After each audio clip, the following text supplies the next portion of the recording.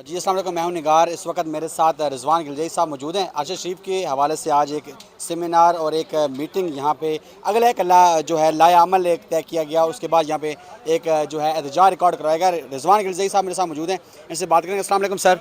वालेकुम सलाम। रिजवान ये साहब, रास्ता इनको जरा दे दें। आज बेसिकली अंदर जो कॉन्फ्रेंस हुई उसमें बात की गई कि जब प्रेस फ्रीडम का डे मनाया गया, आपने देखा था, जो हम भी उस वक्त मौजूद थे, कि एक कुछ मेंशन करके कहा गया कि नौजवानों की तरफ से हुल्लड़बाजी का मुजाहरा किया गया। क्या कहना चाहेंगे? देखें, ये ऐसा मौका है कि इस बात का जवाब देना नहीं चाहिए, क्योंकि कुछ लोग इसको सियासत की नज़र कर रहे हैं। जो हमारा या इस कौम का जो दर्द है वो ये है कि अरशद शरीफ शहीद के कातिल अभी तक सामने नहीं आ सके। उसके लिए उनके कातलों को कौन सामने लेके आएगा? इंसाफ की तवक्को किससे होती है? इस मुल्क की अदलिया से इंसाफ की तवक्को है।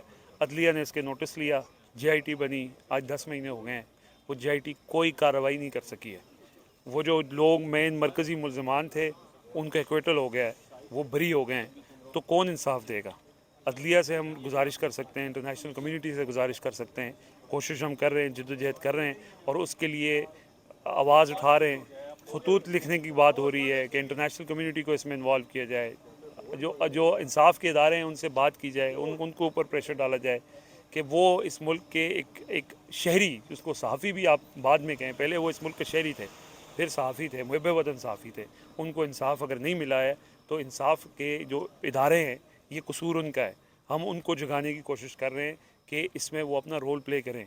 वो हर मामले में छोटा सा छोटी बात होती है तो इन्हें अदालत लग जाती है, लेकिन इतनी बड़ी अदालत ने, मुल्क की सबसे बड़ी अदालत ने इसका नोटिस लिया, स्पेशल JIT बनी, उन्होंने हाथ खड़े कर दिए, कोई हमारे साथ तावन नहीं कर रहा। बताएं तो सही, कौन है जो आपके साथ तावन नहीं कर रहा? पता तो चले।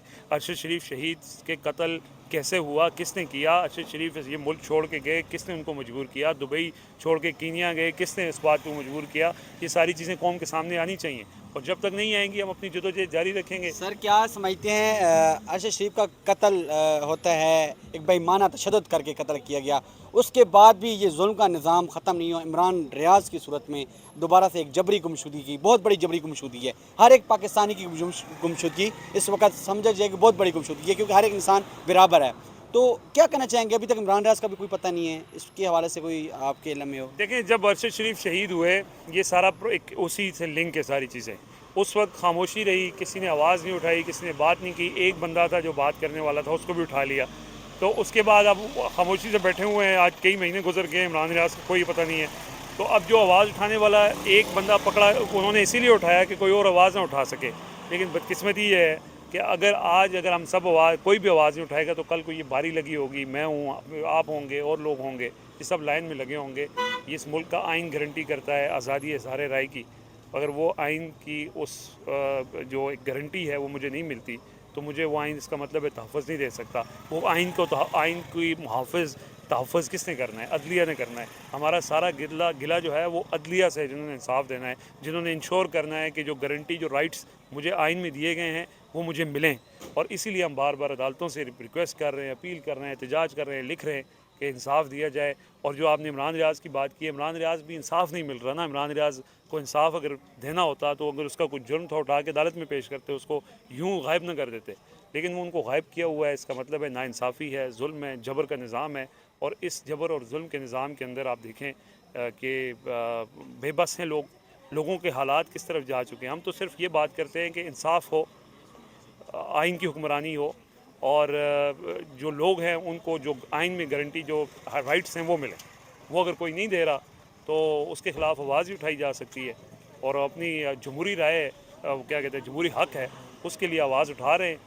और इससे ज़्यादा हम क्या कर सकते हैं? इससे ज़्यादा को हम हथियार नहीं उठा सकते, कोई ऐसी चीज़ नहीं कर सकते। हम तो पुरअमन तरीके से जो हमारा हक़ है उसके मुताबिक हम एहतजाज कर रहे हैं, वो जारी रखेंगे। उसके लिए सारी सहाफ़ी कम्युनिटी वो भी इकट्ठी है, बात कर रहे हैं, वकला इकट्ठे हैं, इस मुल्क के शहरी, इस मुल्क के लोग। क्योंकि अरशद शरीफ शहीद सिर्फ सहाफ़ियों का नुकसान नहीं है, वो इस मुल्क का नुकसान है। मुल्क का एक असासा थे जिनके साथ ये जुल्म हुआ है, तो उसके लिए हम बात कर रहे हैं। अच्छा सर, यहाँ पे पाकिस्तान में इस वक्त जो निज़ाम चल रहा है, अगर आप एक जज पे उसके फैसले पे तबसरा करते हैं, एक सहाफ़ी का काम है तबसरा करना, तो वो तबसरा करते हैं तो वो आप पे एलिगेशन लग जाती है कि आपने जज के फैसले पे तबसरा क्यों किया, आप नहीं कर सकते, क्रैकडाउन शुरू हो जाता है सहाफ़ी के ख़िलाफ़। यहाँ पे इस्तेमाल की जाती हैं, लोगों की चादर चार दीवारी का तकद्दुस पामाल किया जाता है, तो उस पर कोई एक्शन नहीं होता। क्या कहना चाहेंगे? अगेन वही बात है कि ये सारी चीज़ों की एक ही वजह है कि इस मुल्क में कानून और आइन की हुक्मरानी नहीं है। और ये सारी जद्दोजहद अगर कानून की और आइन की हुक्मरानी होती तो अरशद शरीफ को ये मुल्क छोड़ के ना जाना पड़ता। अगर वो कानून की आइन की हुक्मरानी होती तो इमरान रियाज गायब ना होते। तो बुनियादी जो वजह है किसी भी बीमारी में, किसी भी मसले में, हम ये देखते हैं कि उसकी रूट कॉज क्या है। तो उसकी रूट कॉज तो यही है कि आइन और कानून की हुक्मरानी नहीं है। उसके लिए हम आवाज़ उठा रहे हैं, जजेस को भी झंझोड़ रहे हैं, हुकूमत को भी झंझोड़ रहे हैं कि वो अपना किरदार अदा करें, लोगों को इंसाफ दें, अरशद शरीफ शहीद के कातलों को पता चले, इमरान रियाज किधर हैं पता चले, उनको, उनकी फैमिली को, जर्नलिस्ट कम्युनिटी को। इज़्तिराब का पूरा मुल्क शिकार है, इसके लिए हम आवाज़ भी उठा सकते हैं और क्या कर सकते हैं। रिजवान भाई यही बताइएगा, आपसे कुछ ही देर पहले अफजल भट्ट जो हैं हमारे PFUJ के जो सदर हैं, उन्होंने ये कहा कि जब हमने एक प्रोटेस्ट किया था यहाँ पे और एक ओवरऑल सारी कम्युनिटी को बुलाया था जिसमें हामिद मीर सलीम साहब सारे शामिल थे, तो कुछ लोगों की तरफ से बाइकाट किया गया था और उन्होंने ये मैसेज दिया था कि हमारी सहाफ़ती कम्युनिटी फिर भी एक पेज पे नहीं है, हालांकि इतना बड़ा हमने लॉस कर लिया है। तो अब उनसे पूछा जाए जाके कि वो क्या अरशद शरीफ को लीड कर रहे हैं, उनके केस को जाके कुछ इकदाम कर रहे हैं, क्योंकि अब तो हम उनके पीछे खड़े हुए हैं क्योंकि उन्होंने बाइकआउट किया था। तो इस हवाले से बताइएगा, आप उस प्रोटेस्ट में शामिल थे, बाइकआउट में शामिल थे, तो क्या कर रहे हैं, आपने कुछ किया इस हवाले से? देखें, वो प्रोटेस्ट जो हमने रिकॉर्ड किया था, बाइकआउट किया था, वो क्यों किया था? वो जो साहब ये बात कर रहे हैं, वैसे तो ये मौका नहीं है ये बात करने का, लेकिन मैं चूँकि आपने बात की है, वो जो ये बात कर रहे हैं उनको कहेंगे आपने उन लोगों को क्यों इनवाइट किया था उस अरशद शरीफ शहीद के ट्रिब्यूट पेश करने वाले उस तकरीब में? उन लोगों को इनवाइट किया था उनका जिन्होंने यही आंसर था कि हम ये शो कराना चाहते थे कि सहाफ़ती कम्युनिटी चाहे जितने भी इख्तलाफात है लेकिन हम एक पेज पर हैं, इन चीज़ों के लिए एक पेज पर उन लोगों को साथ बिठा के, मुजरिमों को साथ बिठा के, जो उसमें सहूलतकार थे अरशद शरीफ का मुल्क छोड़ने में, जिन लोगों ने सहूलतकारी की, मजाक उड़ाए, उनको अगर स्टेज पे बिठा के वो ये दावा करेंगे अरशद शरीफ शहीद के कातलों को पकड़ेंगे या उनको इंसाफ दिलाएंगे, तो ये उनकी मुनाफिकत है। बहरहाल वो ज़ाहिर है कि उन्होंने अपनी सियासत करनी है। उन्होंने वहाँ पे वो क्या, कौन थे जी, वो नून लीग के जावेद लतीफ़ साहब, उनको बुला के उन्होंने उनसे क्या कहा था कि आप हमें 2 करोड़ रुपए दे दें। वो तकरीब रखने का मकसद सिर्फ हुकूमत से 2 करोड़ रुपए हासिल करना था। अच्छा, तो अब वो सारी चीज़ें आपके सामने, इन लोगों ने क्या, मुझे आप बताएं ना, ये जो बात कर रहे हैं। नहीं तो उन्होंने ये भी कहा है कि कुछ लोगों ने अरशद शरीफ साहब की शहादत को कैश किया है बेसिकली अपने व्यूज़ लेने के लिए या फिर कुछ और मकासद के लिए। तो बेसिकली उनका जो इशारा था वो हर कोई समझ गया, लेकिन उन्होंने स्पेशली कहा कि जिन लोगों ने बाइकआउट किया अब हम उनके पीछे खड़े हुए हैं, उन्होंने कुछ आगे के इकदाम उठाए या नहीं उठाए, तो आप ये बताइएगा आपने कुछ किया है? देखिए, ये सब मुनाफिकत है। हम तो कुछ कर रहे हैं या नहीं कर रहे, हम तो इंटरनेशनल कम्युनिटी इसमें इन्वॉल्व है, उनको लेटर लिख रहे हैं। हमने चीफ जस्टिस ऑफ पाकिस्तान को लेटर लिखा है, चीफ जस्टिस ने उसके ऊपर एक नोटिस लिया हुआ है। उसके वो नोटिस पे आगे तहकीकात नहीं हो सकी, हम दोबारा मुजाहरा कर रहे हैं। हम मुजाहरे कर सकते हैं, हम ख़त लिख सकते हैं, हम डंडे तो नहीं उठा सकते। हमने पुरअमन तरीके से आइन और कानून के अंदर रहते हुए अपना एहतजाज रिकॉर्ड करवाना है, उसके लिए बात कर रहे हैं, कोशिश कर रहे हैं। अब ये ब्लेम गेम जो है ना, ये मैं नहीं समझता कि इसमें शामिल होना या हमारी ये मेरी ये तरबियत भी नहीं है कि अगर कोई इस तरह की बात करे तो उसका जवाब दें। हमने जो प्रोटेस्ट किया था वो इसलिए किया था कि उस जगह आप सब मौजूद थे, आपने देखा कि वो लोग जो अरशद शरीफ का मजाक उड़ाते रहे वो स्टेज पर बैठे हुए थे। हमने कहा इनको स्टेज से उतारो, ये लोग जो उसके कत्ल में सहूलतकार बने ये उसको इंसाफ नहीं दिला सकते।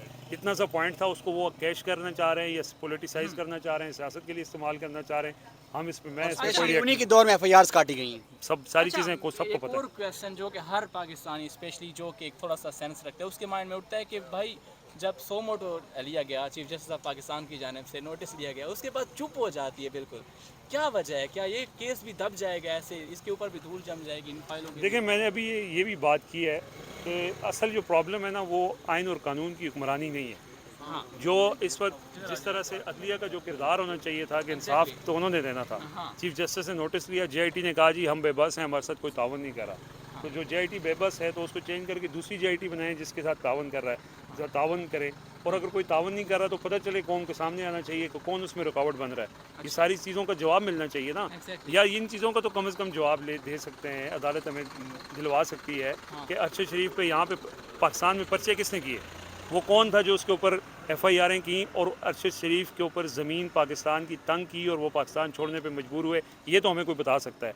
ये वो क्या वजह थी कि अरशद शरीफ शहीद को दुबई छोड़ना पड़ा, ये तो पता चल सकता है। लेकिन ये सारे आई वॉश हैं, ये सिर्फ उसको मिट्टी डालने वाले सारे प्रोग्राम हैं।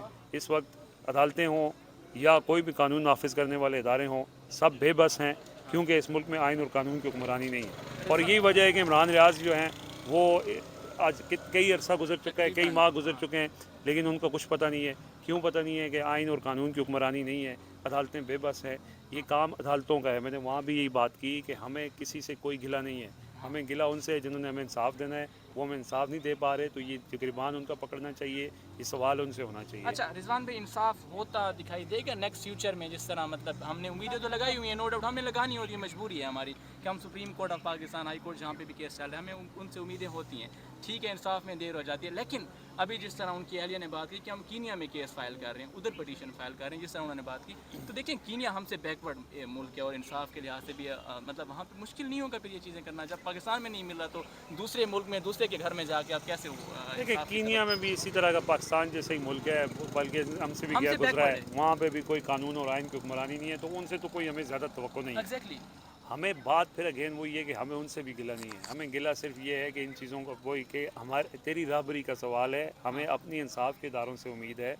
और आप जैसे कह रहे हैं कि क्या ये सामने आएगा, देखें ये तारीख़ में कभी इस तरह नहीं हुआ कि कोई चीज़ तारीख़ से छुप सकी हो। वक्ती तौर पे आप डंडे मार के लोगों को जबर के ज़ोर पे चीज़ें हक़ाइक़ छुपा सकते हैं, लेकिन तारीख़ सब कुछ सामने ले आती है, पता चलेगा।